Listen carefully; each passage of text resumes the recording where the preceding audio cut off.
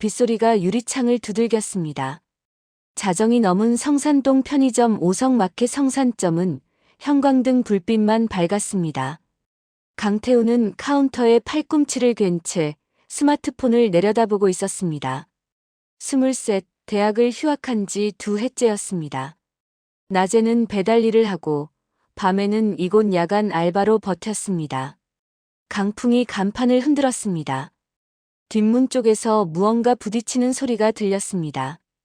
태우는 고개를 들었습니다. 다시 소리가 났습니다. 쿵쿵. 누군가 문을 두드리는 것 같았습니다.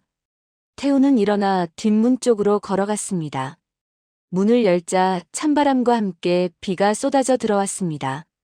그 앞에 노인이 서 있었습니다. 백발이 이마에 찰싹 붙어 있었습니다. 검은 코트는 물에 젖어 무거워 보였습니다. 신발은 앞코가 갈라져 있었고 손끝이 파랗게 질려 있었습니다. 죄송합니다. 노인이 떨리는 목소리로 말했습니다. 죄송합니다. 잠깐만 비를 좀. 태우는 순간 고향 할아버지의 손을 떠올렸습니다. 거칠고 마른 그러나 따뜻했던 그 손을. 그는 한 걸음 물러섰습니다. 들어오세요. 바로 그때 뒤에서 날카로운 목소리가 터졌습니다. 뭐 하는 거야? 점장 박기태였습니다.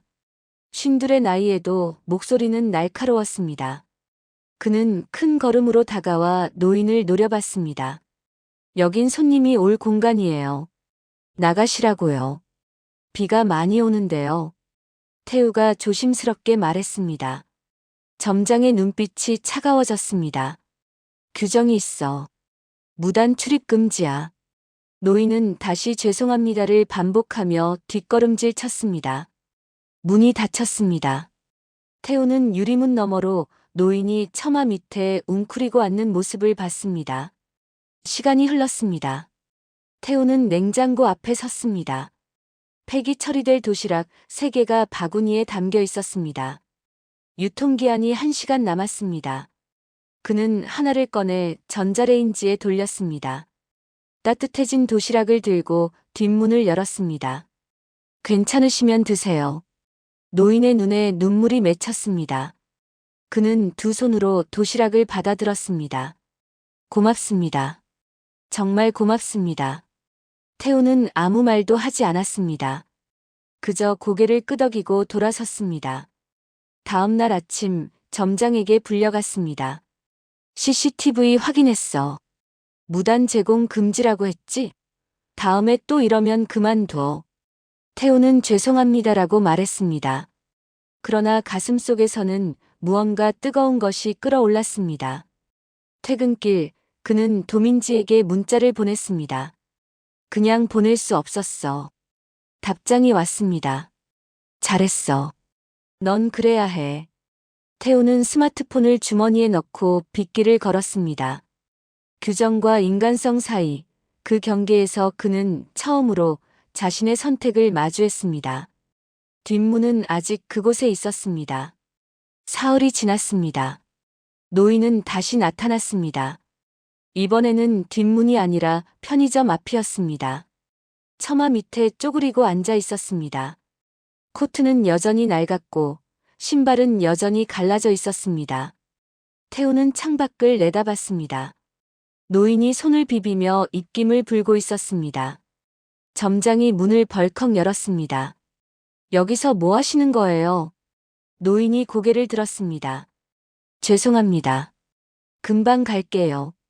금방이 아니라 지금 가세요. 여긴 상업 공간이에요. 손님들 불편하다고요. 점장의 목소리가 높아졌습니다. 지나가던 행인 몇 명이 고개를 돌려봤습니다. 노인은 천천히 일어났습니다. 무릎이 떨렸습니다. 태우는 참을 수 없었습니다. 점장님 저기요. 뭐? 저분이 편의점 이용하시면 되잖아요. 뜨거운 거 하나 드시고 가시면. 점장이 태우를 쏘아봤습니다. 강태우 씨, 당신 지금 나한테 가르치는 거야? 아니요. 그냥 뭐? 내가 지난번에 뭐라고 했어? 다음엔 그만두라고 했지? 침묵이 흘렀습니다. 노인이 작은 목소리로 말했습니다. 제가 갈게요. 죄송합니다. 노인은 비틀거리며 걸어갔습니다. 태우는 그 뒷모습을 지켜봤습니다. 그날 밤 태우는 도민지를 만났습니다. 신촌의 작은 카페였습니다. 도민지는 사회복지학과 4학년이었습니다. 그녀는 늘 현장 실습 이야기를 했습니다. 노숙인 지원센터, 쪽방촌, 무료급식소. 그래서 어떻게 됐어? 도민지가 물었습니다. 태우는 한숨을 내쉬었습니다. 점장한테 또 찍혔어. 다음에 또 그러면 해고래. 너 그 알바 필요하잖아. 알아. 그래서 더 답답해. 도민지는 커피잔을 내려놓았습니다. 태우야, 그분 혹시 한도윤이라는 분 아니야? 이름은 몰라. 왜? 우리 센터에 가끔 오시는 분이 계세요. 백발에 검은 코트 입으신. 원래 성산동에 살았대. 집이 재개발되면서 쫓겨났다고. 태우는 가만히 듣고 있었습니다. 가족은요? 없어. 아들이 있었는데 연락 끊긴 지 오래래.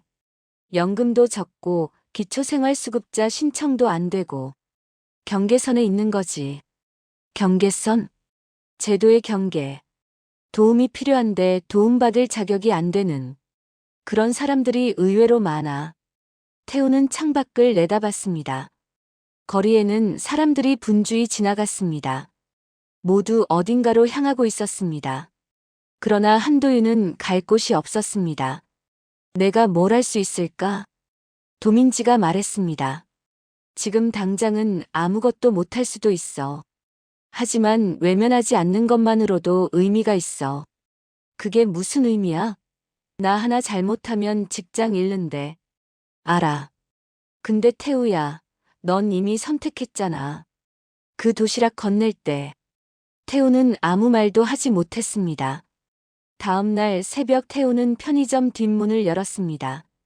한도윤이 그곳에 있었습니다. 단골처럼 같은 자리에 웅크리고 앉아 있었습니다. 태우는 폐기 도시락을 데웠습니다. 그리고 뒷문을 열고 내밀었습니다. 드세요. 한도윤이 고개를 들었습니다. 눈가에 주름이 깊었습니다. 자꾸 이러시면 자네가 힘들잖아. 괜찮아요. 괜찮을 리가 있나. 나도 젊었을 때 알았네. 규정과 양심 사이에서 얼마나 힘든지. 태우는 잠시 멈칫했습니다. 할아버지, 도움받을 수 있는 곳 알고 계세요? 알지. 근데 그런 곳은 자격이 있어야 하더군. 난 경계에 있네. 어디에도 속하지 못하는. 한도윤은 도시락을 받아들었습니다. 고맙네. 정말 고마워. 태우는 뒷문을 닫고 카운터로 돌아왔습니다. CCTV 녹화등이 깜빡였습니다. 언젠가 점장이 다시 확인할 것입니다. 그리고 자신은 직장을 잃을 것입니다. 그러나 태우는 더 이상 두렵지 않았습니다. 무언가 해야 한다는 생각이 가슴속에서 단단해지고 있었습니다. 규정의 경계, 제도의 틈새, 그 사이에 있는 사람들을 위해 태우는 스마트폰을 꺼냈습니다. 그리고 검색창에 입력했습니다. 노숙인 지원 방법. 새로운 결심이 시작되고 있었습니다. 월요일 오후 점장이 태우를 불렀습니다. CCTV 또 확인했어. 책상 위에 노트북이 놓여 있었습니다. 화면에는 뒷문 앞 태우의 모습이 멈춰 있었습니다. 도시락을 건네는 장면이었습니다. 경고했잖아. 2번이나. 죄송합니다. 죄송하다고 되는 게 아니야. 강태우 씨, 이번 주까지만 나와. 급여는 일한 만큼 정산해 줄게. 태우는 고개를 숙였습니다. 예상했던 일이었습니다. 그러나 막상 듣고 나니 입안이 바짝 말랐습니다. 알겠습니다. 점장은 더 이상 말하지 않았습니다. 태우는 사무실을 나왔습니다. 그날 저녁 태우는 도민지와 함께 마포구청 복지센터를 찾았습니다. 상담원은 친절했습니다. 그러나 대답은 명확했습니다. 한도윤 씨 맞으시죠? 기초생활수급 신청하셨는데 탈락하셨어요. 왜요? 재산 기준이 조금 초과됐어요. 성산동에 작은 상가 지분이 있다고 나와 있네요. 지분이요? 네. 재개발 전에 형제분과 공동 소유하셨던 것 같은데 명의가 아직 남아 있어요. 실제로 수익은 없지만 서류상으론 재산이거든요. 태우는 한숨을 내쉬었습니다. 그럼 어떡해요? 명예 정리하시고 다시 신청하시면 되는데 시간이 좀 걸려요. 최소 2~3달은. 도민지가 물었습니다. 긴급 지원은요? 그것도 심사가 필요해요. 그리고 한 씨는 주민등록이 말소돼서 절차가 더 복잡할 거예요. 상담원은 미안하다는 표정을 지었습니다. 그러나 제도는 그런 식이었습니다. 서류가 맞아야 했고 자격이 있어야 했습니다. 밖으로 나왔습니다. 거리는 어두웠습니다. 쉼터는 어때요? 태우가 물었습니다. 도민지가 고개를 저었습니다. 겨울엔 늘 10,000원이야. 대기자가 한두 명이 아니야. 그럼 우리가 직접. 태우야. 도민지가 태우의 팔을 잡았습니다. 너도 알잖아. 내가 지금 얼마나 어려운지. 배달비로 겨우 버티고 있잖아. 태우는 입을 다물었습니다. 맞는 말이었습니다. 자신도 월세를 밀린 적이 있었습니다. 작년 겨울엔 난방을 아껴야 했습니다. 미안해. 도민지가 말했습니다. 내가 할 수 있는 게 별로 없어서. 센터에서도 예산이 부족해서 다 도와드리지 못해. 내 잘못이 아니야. 두 사람은 잠시 말없이 걸었습니다. 그날 밤 태우는 편의점으로 돌아갔습니다. 한도윤이 뒷문 앞에 있었습니다. 이번에는 앉아있지 않았습니다. 서 있었습니다. 마치 기다리고 있었던 것처럼. 할아버지, 자네 직장 잃었지? 태우는 놀랐습니다. 어떻게? 점장이 오늘 나한테 말했네. 다시는 오지 말라고. 자네 때문에 골치 아프다고. 한도윤의 목소리가 떨렸습니다. 미안하네. 내가 자네 인생을 망쳤구만. 아니에요. 제 선택이었어요. 선택? 이게 무슨 선택이야? 자네도 먹고 살아야지. 한도윤은 고개를 떨궜습니다. 나 같은 늙은이 하나 때문에 젊은 사람이 일자리를 잃다니. 태우는 아무 말도 할 수 없었습니다. 그저 뒷문 앞에 서 있을 뿐이었습니다. 잠시 침묵이 흘렀습니다. 그때 태우의 스마트폰이 울렸습니다. 도민지였습니다. 생각해봤어. 우리가 직접 못 도와줘도 알릴 수는 있어. SNS에 올려보자. 요즘 사람들 관심 가지면 생각보다 빨리 움직여. 태우는 메시지를 다시 읽었습니다. 알릴 수 있다. 혼자는 안 되지만 함께라면. 그는 한도윤을 바라봤습니다.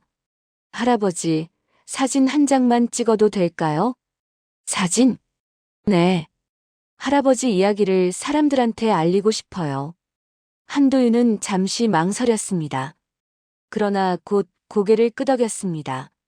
그게 도움이 된다면. 태우는 스마트폰을 꺼냈습니다. 뒷문 앞, 처마 밑, 비를 피하고 있는 노인. 셔터를 눌렀습니다. 작은 희망이 시작되고 있었습니다. 태우는 그날 밤 글을 썼습니다. 제목은 단순했습니다. 경계선 위의 할아버지. 사진 한 장과 함께 한도윤의 이야기를 적었습니다. 재개발로 집을 잃은 것, 서류상 재산 때문에 지원받지 못하는 것, 편의점 뒷문에서 비를 피하는 것. 과장하지 않았습니다. 감정을 쏟아내지도 않았습니다. 그저 본 것을 있는 그대로 적었습니다. 업로드 버튼을 눌렀습니다. 처음 이틀은 조용했습니다. 조회수가 30을 넘지 않았습니다. 댓글도 없었습니다. 도민지가 물었습니다. 실망했어? 아니, 원래 이런 거잖아. 그래도 계속해봐. 한 사람이라도 진심으로 읽으면 돼. 사흘째 변화가 시작됐습니다. 누군가 글을 공유했습니다. 그리고 또 다른 누군가가 공유했습니다. 조회수가 1000을 넘었습니다. 댓글이 달리기 시작했습니다. 이런 분들이 정말 많습니다. 제도의 사각지대예요. 작은 도움이라도 되고 싶네요. 연락처 있나요? 물품 지원 가능합니다. 태우는 스마트폰을 내려다봤습니다. 가슴이 두근거렸습니다. 토요일 오전 태우는 한도윤을 만났습니다. 성산동 공원 벤치였습니다. 햇살이 따뜻했습니다. 할아버지, 사람들이 도와주고 싶대요. 뭐? 옷이랑 이불, 생필품 보내주신다고. 그리고 한 변호사님이 연락 오셨어요. 재산명의 정리 무료로 도와주신대요. 한도윤은 믿기지 않는다는 표정이었습니다. 세상에 그런 사람들이 있나? 있어요. 생각보다 많아요. 태우는 스마트폰을 보여줬습니다. 댓글 창에는 응원의 메시지들이 가득했습니다. 한도윤의 눈가가 붉어졌습니다. 고맙네. 정말 살아보니 이런 날도 오는구만. 그 주 내내 물품이 도착했습니다. 도민지가 센터로 받아서 정리했습니다. 패딩 2벌, 담요 3장, 양말 10켤레, 손난로 1박스. 작은 쪽지들도 함께 왔습니다. 추운 겨울 따뜻하게 보내세요. 응원합니다. 힘내세요. 태우와 도민지는 물품을 들고 한도윤을 찾아갔습니다. 그는 여전히 성산동 근처에 있었습니다. 이번엔 공원 화장실 옆이었습니다. 할아버지, 이거 드세요. 짐을 내려놓았습니다. 한도윤은 한참 동안 물품들을 바라봤습니다. 이렇게까지 내가 받아도 되나? 당연하죠. 도민지가 말했습니다. 그리고 좋은 소식이 있어요. 변호사님이 서류 준비 다 하셨대요. 다음 주면 명예 정리 끝나요. 그럼 수급 신청 다시 할 수 있어요. 한도윤이 고개를 들었습니다. 그럼 나도 집에 들어갈 수 있나? 쪽방이긴 한데 지붕은 있어요. 한도윤은 한참을 말없이 앉아 있었습니다. 그러다 조용히 말했습니다. 고맙네. 자네들 같은 젊은이들이 있어서 세상이 아직 괜찮은 것 같네. 태우는 아무 말도 하지 못했습니다. 목이 메었습니다. 그날 밤 태우는 마지막 근무를 마쳤습니다. 점장이 봉투를 건넸습니다. 수고했어요. 감사합니다. 점장은 잠시 망설이다 말했습니다. 강태우 씨, 내가 너무 냉정했나? 아니요. 규정도 중요하지만 사람도 중요한 것 같아. 자네 보면서 생각 좀 했어요. 태우는 고개를 끄덕였습니다. 저도 배웠습니다. 밖으로 나왔습니다. 새벽 공기가 차가웠습니다. 태우는 뒷문 쪽을 돌아봤습니다. 이제 한도윤은 그곳에 없을 것입니다. 스마트폰이 울렸습니다. 도민지였습니다. 태우야, 센터에서 자원봉사자 구한대. 관심 있어? 태우는 미소 지었습니다. 응. 해볼게. 걸으며 생각했습니다. 자신이 한 일은 크지 않았습니다. 도시락 몇 개, 사진 한 장, 글 하나. 그러나 그 작은 것들이 모여 누군가의 삶을 바꿨습니다. 규정의 경계, 제도의 틈새. 그 사이에서 사람들은 연대하고 있었습니다. 태우는 하늘을 올려다봤습니다. 구름 사이로 별이 보였습니다. 새로운 시작이 기다리고 있었습니다. 한 달이 흘렀습니다. 한도윤은 쪽방에 들어갔습니다. 성산동에서 멀지 않은 곳이었습니다. 방은 좁았습니다. 그러나 지붕이 있었고 문이 있었고 난방이 됐습니다. 명예 정리가 끝났고 기초생활수급도 승인됐습니다. 한 달에 한 번 복지관에서 생필품을 받았습니다. 무료 급식소도 알게 됐습니다. 그는 더 이상 비를 맞지 않았습니다. 태우는 새 일을 시작했습니다. 낮에는 배달을 했고 주말에는 복지센터에서 자원봉사를 했습니다. 도민지와 함께 쪽방촌을 돌며 어르신들을 만났습니다. 말벗이 되어드리고 병원 동행을 하고 때로는 그냥 함께 앉아 있었습니다. 처음엔 어색했습니다. 무슨 말을 해야 할지 몰랐습니다. 그러나 시간이 지나자 알게 됐습니다. 말보다 중요한 것이 있다는 것을. 함께 있어주는 것, 외면하지 않는 것. 어느 토요일 태호는 한도윤의 쪽방을 찾았습니다. 문을 두드렸습니다. 할아버지, 저예요. 문이 열렸습니다. 한도윤은 예전보다 얼굴에 생기가 돌았습니다.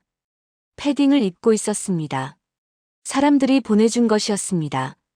들어오게. 방 안은 정돈돼 있었습니다. 작은 전기장판 위에 이불이 개져 있었고 창가에는 화분 하나가 놓여 있었습니다. 화분이네요. 복지관에서 받았네. 키우는 재미가 있더군. 태우는 의자에 앉았습니다. 한도윤이 보온병에서 따뜻한 차를 따라줬습니다. 자네 덕분이야. 이렇게 살게 됐네. 제가 한 건 별로 없어요. 아니야. 자네가 뒷문을 열어줬잖아. 그게 시작이었어. 한도윤은 창밖을 바라봤습니다. 나 같은 늙은이 세상에서 잊힌 줄 알았네. 근데 자네가 기억해줬어. 그것만으로도 큰 의미였어. 태우는 차를 마셨습니다. 목구멍이 뜨거웠습니다. 할아버지도 제게 가르쳐 주셨어요. 네. 규정보다 중요한 게 있다는 거요. 사람이 먼저라는 거. 한도윤이 조용히 웃었습니다. 자네는 좋은 청년이야. 앞으로도 그렇게 살게. 그날 저녁 태우는 도민지와 함께 걸었습니다. 성산동 거리는 여전히 붐볐습니다. 사람들은 각자의 삶을 살고 있었습니다. 요즘 어때? 도민지가 물었습니다. 괜찮아. 바쁘긴 한데 의미 있어. 후회 안 해? 편의점 그만둔 거. 아니, 오히려 잘 된 것 같아. 태우는 멈춰 섰습니다. 오성마켓 성산점이 보였습니다. 형광등이 환하게 켜져 있었습니다. 들어가 볼까? 도민지가 물었습니다. 태우는 고개를 끄덕였습니다. 문을 열고 들어갔습니다. 점장이 카운터에 있었습니다. 강태우 씨. 안녕하세요. 잘 지냈어요? 네. 점장은 잠시 망설이다 말했습니다. 저기 그때 일 말이에요. 내가 좀 심했나 싶어서. 아니에요. 점장님도 입장이 있으셨잖아요. 그래도 요즘 생각해봤어요. 규정도 중요하지만 사람도 봐야 하는 것 같아요. 강태우 씨가 옳았어요. 태우는 미소 지었습니다. 감사합니다. 밖으로 나왔습니다. 도민지가 물었습니다. 기분 어때? 좋아. 두 사람은 뒷문 쪽으로 걸었습니다. 그곳엔 이제 아무도 없었습니다. 처마 밑은 비어 있었습니다. 태우는 그 자리를 바라봤습니다. 모든 것이 여기서 시작됐습니다. 비 오는 밤, 뒷문, 떨고 있던 노인. 그리고 외면할 수 없었던 자신. 태우야. 응. 넌 좋은 사람이야. 도민지가 말했습니다. 태우는 손을 내밀었습니다. 도민지가 그 손을 잡았습니다. 겨울이 깊어졌습니다. 거리에는 여전히 추위에 떠는 사람들이 있었습니다. 제도의 경계, 사회의 틈새에서 버티는 이들. 태우는 더 이상 외면하지 않았습니다. 작은 도시락 하나, 따뜻한 말 한마디, 함께 있어주는 시간. 그것들이 모여 누군가의 삶을 바꿀 수 있다는 것을 알았습니다. 뒷문은 여전히 그곳에 있었습니다. 언젠가 또 누군가 두드릴 것입니다. 그때 태우는 다시 문을 열 것입니다. 주저하지 않고 외면하지 않고. 왜냐하면 그는 이제 알았습니다.